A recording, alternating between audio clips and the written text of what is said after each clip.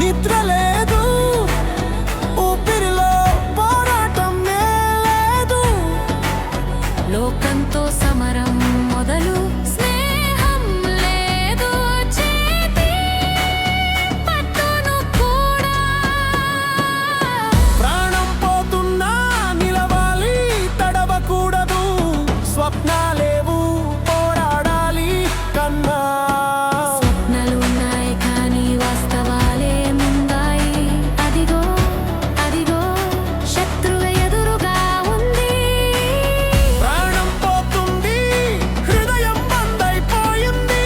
ఒకరికి ఒకరు సాయం చేయని ప్రపంచమిది. కలవరం